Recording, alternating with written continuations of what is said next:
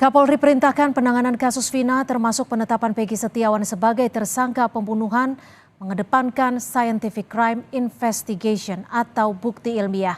Lalu akan seperti apa adu bukti dalam sidang pra-peradilan Peggy Setiawan yang akan berlangsung pada besok di Pengadilan Negeri Bandung. Kita akan membahasnya bersama kuasa hukum Peggy Setiawan. Sudah ada Bung Tony RM, Ketua Harian Kompolnas, Pak Benny Mamoto, serta pakar hukum dari Universitas Tarumanegara, Mas Heri Firmansyah. Terima kasih Mas Heri, Pak Benny, dan juga Bung Tony sudah bergabung bersama kami. Saya ke Bung Tony terlebih dahulu. Bung Tony, apa bukti yang akan dibawa besok? Lampiran-lampiran apa yang sudah disiapkan, Bung? Ya, besok kami sudah siapkan yang mendasari Peggy Setiawan ditangkap itu kan karena Peggy Setiawan DPO.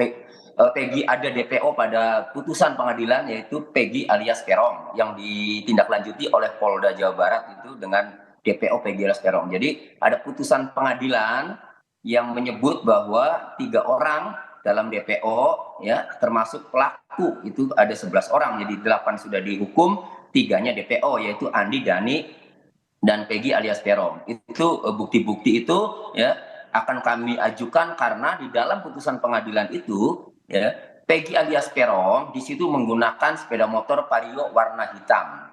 Nah, sementara yang disita oleh penyidik klien kami itu adalah motor Suzuki Smax. Dalam putusan pengadilan itu sudah inkrah, sudah berkekuatan hukum tetap, konstruksi dakwaannya sudah dibangun dan sudah terbukti di pengadilan bahwa 11 pelaku menggunakan 7 sepeda motor, yaitu 7 sepeda motor itu ya tidak ada yang namanya motor Suzuki Smax. Nah, sehingga kalau penyidik sekarang menyita barang bukti Suzuki Smax, ini akan merusak dakwaan, akan merusak konstruksi dakwaan yang sudah inkrah dalam putusan itu. Jadi Peggy alias Peron itu bukanlah Peggy Setiawan. Baik. Lalu siapa saja nanti yang akan putusan pengadilan yang akan kami ajukan? Bung Tony, nanti siapa saja yang akan hadir untuk menyaksikan persidangan? Ya, tim kami ada 22 orang ya Bu. Itu mulai dari Ibu Sudiani, Irianti, Adnan dan seterusnya, itu ada 22 rekan ya yang bersidang di pra-peradilan besok itu. Untuk keluarga dari ya, Peggy? Selain ya. Untuk keluarga Peggy Setiawan ikut hadir? Untuk besok itu belum ikut. Meskipun untuk menyaksikan sidang juga besok tidak hadir ya? Artinya hanya kuasa hukum yang hadir di persidangan? Dijadwalkan hari Rabu. Oke. Nanti ya hari Rabu kalau keluarga, karena tadi masih ada di Cirebon. Kalau Ibu Yanti udah di Bandung. Oke. Saya ke Pak Heri Firmansyah. Pak Heri, dari bukti-bukti yang tadi disebut Bung Tony, menurut Anda cukup kuatkah untuk memenangkan perkara pra-peradilan Peggy Setiawan?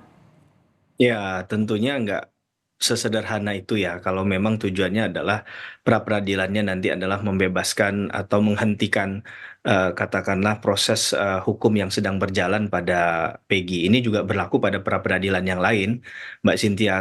Kebetulan saya juga lawyer, pernah juga menangani pra-peradilan, juga pernah jadi ahli dalam pra-peradilan.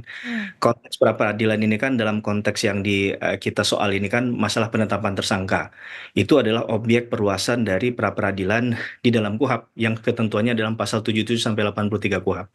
Tapi ada perluasan baru karena ada putusan Mahkamah Konstitusi nih, nomor 21 PUU 12 Romawi tahun 2014. Maka ada perluasan objek. Nah, bicara tentang sentral penetapan tersangka, itu bicara tentang tentunya alat bukti. Alat bukti yang digunakan apa untuk menetapkan seorang menjadi tersangka. Ini bisa dilihat dari 2 konteks, Mbak Cynthia. Ada kuantitas dan secara kualitas. Nah, secara kuantitas adalah minimum 2 alat bukti. Ini yang kemudian disoal. Terpenuhi tidak minimum 2 alat buktinya. Nah, ini kan yang menetapkan tersangka dalam proses sistem peradilan pidana yang berlaku pada saat ini, yang dijalankan pada kasus ini adalah penyidik. Maka penyidik berdasarkan pada praduga bersalah tentunya akan menentukan tadi alat bukti apa saja yang diajukan. Kalau tadi dalilnya adalah misalnya menyoal masalah barang yang digunakan untuk melakukan kejahatan, itu maksudnya dalam kajian Kitab Undang Hukum Acara Pidana untuk teorinya adalah instrumenta delicti. Berarti Oke, kalau alat buktinya berupa identitas seperti buku ijazah, KTP itu cukup kuat tidak ya yang diajukan polisi itu? ya, menurut saya malah poinnya di situ. Apakah ini adalah orang yang bersangkutan yang dimaksud dalam pencarian DPO yang disebutkan dalam putusan kemarin, yang bersama dengan beberapa pelaku Ya, yang sekarang, atau tidak? Nah, itu Baik, menurut saya adalah agar ini tidak terjadi error in persona. Tapi kalau ternyata dalam penyidikan yang dilakukan oleh ya, pihak baik, kepolisian kemudian menemukan bukti baik. lain, nah ini akan disoal nanti Mbak Cynthia, begitu. Oke, Pak Beni, dari Kompolnas sendiri pengawasan seperti apa yang sudah dilakukan? Dan ada tidak sih laporan dari pihak Polda Jawa Barat bahwa dua alat bukti yang sah yang diklaim oleh Polda Jawa Barat itu selain identitas? Ya, jadi perlu kami sampaikan bahwa Bapak Menko Polhukam yang juga selaku Ketua Kompolnas telah memerintahkan kami, jajaran komisioner, sejak kasus ini ramai di publik, untuk mengawal dan melakukan supervisi. Untuk ke Polda Jabar sudah 2 kali kami turun, dan terakhir Jumat kemarin. Kami menerima paparan dari tim penyidik, kemudian termasuk apa yang sudah disampaikan oleh Kadif Humas di salah satu dialog di Kompas TV. Itu juga sudah mencantumkan bagaimana penyidik merunut sejak awal, begitu melihat dari DPO muncul nama Peggy di situ, itu dikumpulkanlah data orang yang namanya Peggy. Kemudian mengerucut semua dengan didukung kesaksian dan sebagainya, sampai akhirnya ditetapkanlah Peggy yang sekarang ini sebagai tersangka. Jadi kami melihat dari rangkaian penyelidikan yang dilakukan memang tidak mudah karena sangat rumit dan cukup menyedot energi ya, karena harus ngecek sana sini dan sebagainya. Jadi itu satu menyangkut masalah figur Peggy ini. Itu akhirnya sudah. Kemudian juga tentunya ada bukti-bukti lain yang dikumpulkan. Kalau Pak Kapolri menyatakan secara saintifik, ini tentunya bicara tentang jejak digital, itu juga dilakukan. Kemudian komunikasi dan sebagainya, ini juga dilakukan. Jadi kami melihat kesiapan dari penyidik sih sudah cukup bagus, tinggal nanti disajikan di pengadilan untuk diuji. Untuk diuji, kemudian juga tentunya dari pihak penasihat hukum juga akan mengajukan bukti tandingan. Nah, nanti biarlah hakim yang akan nanti menilai. Oke, saya ke Bung Tony. Bung Tony, pengadilan sudah menunjuk hakim tunggal Eman Sulaiman. Bagaimana kuasa hukum melihat sosok dari hakim Eman Sulaiman ini? ya, kami tidak kenal ya dengan Hakim Eman Sulaiman, dan kami tidak pernah bersidang dipimpin majelisnya atau hakim tunggal Eman Sulaiman. Kami tidak pernah. Jadi kami tidak tahu nih Hakim Eman Sulaiman ini sosoknya, profilnya seperti apa, kami tidak tahu. Yang jelas begini, dalam situasi ya kasus Vina Eki ya, penangkapan Peggy Setiawan ini yang sangat viral, yang sudah menjadi perhatian dari mulai Bapak Kapolri tadi, kemudian Pak Menko Polhukam yang disebutkan Pak Beni Momoto tadi, kemudian sampai Bapak Presiden Jokowi juga. Jadi saya berpikir pastilah hakim tunggal Pak Eman Sulaiman ini akan lebih hati-hati ya dalam memutus sidang pra peradilan nanti. Jadi kami yakin saja. Makanya antisipasi yang kami lakukan kemarin, kami sudah bersurat kepada KY agar mengawasi jalannya, agar mengawasi etikanya. Kemudian kami bersurat kepada Bawas agar mengawasi proses persidangan, jalannya persidangan ya. Dan kami juga menyurati KPK agar aparat penegak hukum yang terlibat dalam proses perkara kasus Vina Eki ini, terutama penangkapan Peggy Setiawan ini, mulai dari penyidik kemudian sampai pejabat pengadilan ya, itu agar diawasi. Itu antisipasi kami, tinggal materinya masing-masing mempunyai bukti, tinggal hakim lah nanti akan memutuskan. Oke, ini kan kuasa hukum Peggy mengklaim alamat, umur, dan ciri-ciri Peggy Setiawan berbeda dengan Peggy Peron yang ada di DPO. Apakah Kompolnas sudah ikut memastikan terkait dengan hal ini? Kita masih akan membahasnya usai jeda. Tetap bersama kami di Kompas Petang. Besok pra-peradilan Peggy Setiawan akan dimulai di sidang pertama sekitar pukul 9 pagi di PN Bandung. Saya ke Pak Beni. Pak Beni, ini Hakim Eman Sulaiman akan memimpin sidang. Lalu upaya pembuktian dari penyidik yang diketahui Kompolnas seperti apa ini nanti? Ya, seperti yang ditanyakan tadi sebelum jeda, bahwa kami ketika gelar perkara justru yang menjadi prioritas adalah memastikan apakah proses identifikasi sampai dengan Peggy yang saat ini jadikan tersangka ini sudah melalui tahapan optimal. Nah, ternyata dari hasil paparan kami melihat bagaimana dari tahap awal, bagaimana tim penyidik melakukan pengumpulan keterangan ke berbagai pihak, ke berbagai tempat tentang identitas Peggy. Setelah terkumpul daftarnya, berikut fotonya, barulah kemudian dikaitkan dengan saksi-saksi yang ada.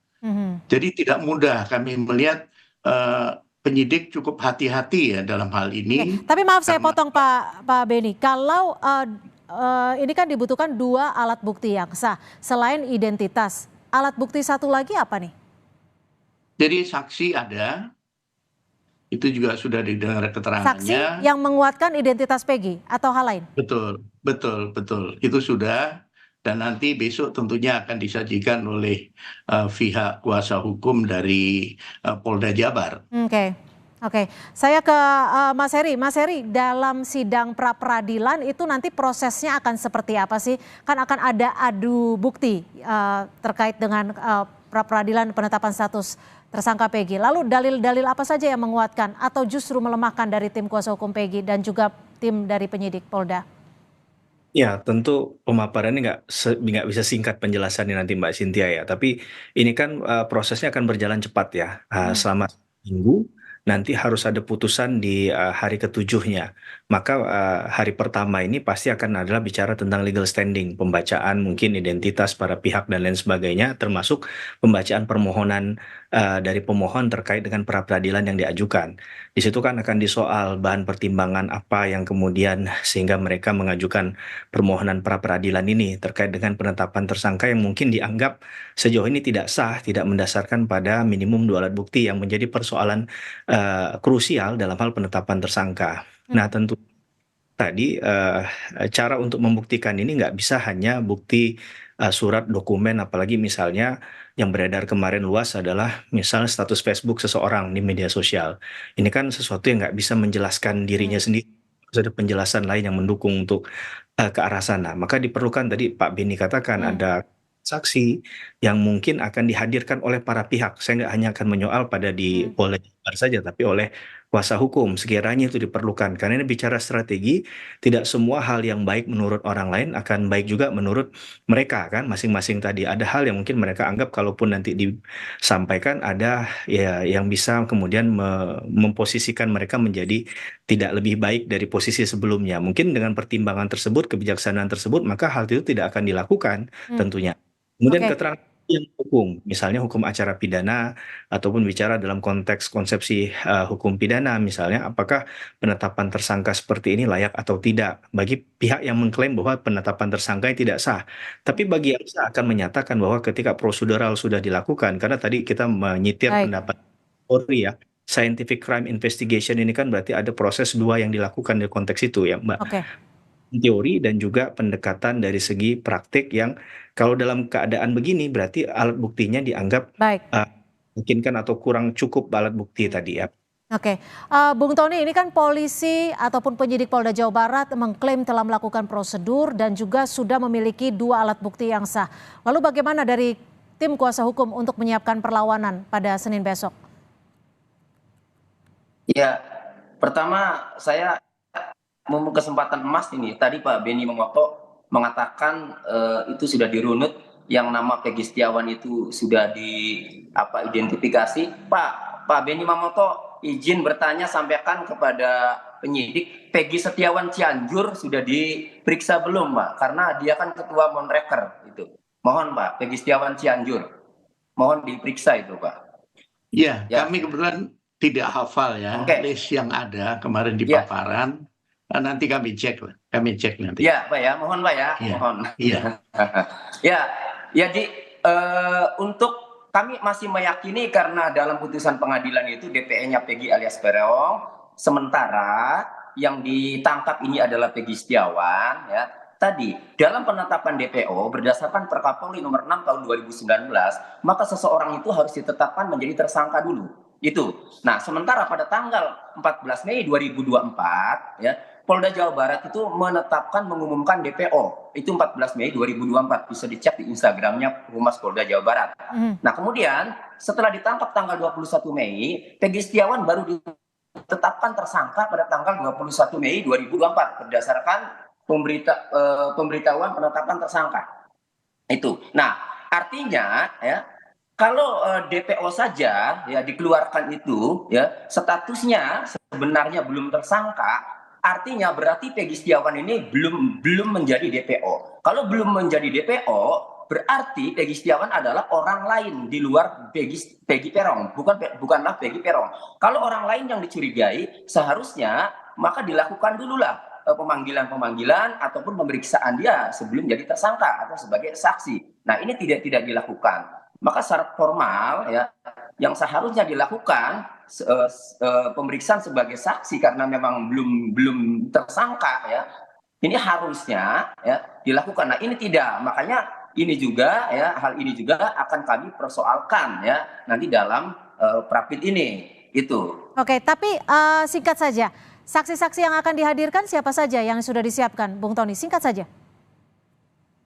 Ya, yang mengetahui bahwa Peggy Setiawan di Bandung ya ada saksi Suharsono, ada Ibnu, ada Robi, ada pemilik proyek Pak Agus Aceng itu. Oke. Pak Beni, kalau tadi disebutkan bahwa umur dan juga ciri-ciri tidak sesuai seperti yang tadi disampaikan oleh tim kuasa hukum, apakah Kompolnas akan melakukan suatu upaya untuk memastikan hal ini dan juga pengawasan terhadap persidangan besok?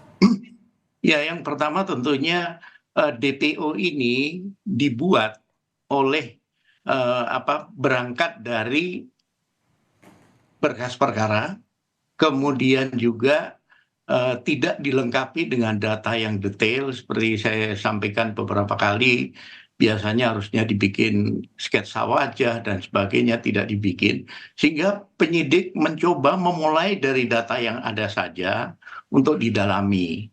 Nah oleh sebab itu besok tentunya kita sama-sama bisa menyaksikan bagaimana penyidik nanti menyampaikan bukti-bukti, menyampaikan penjelasan tentang identitas Peggy ini.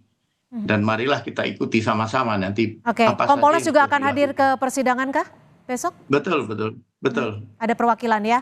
Baik, terima kasih Pak Beni Mamoto, Ketua Harian Kompolnas, dan juga terima kasih Bung Tony RM, kuasa hukum dari Peggy, dan juga Mas Heri Firmansyah, pakar hukum dari Universitas Tarumanegara. Terima kasih sudah bergabung bersama kami di Kompas Petang. Selamat sore.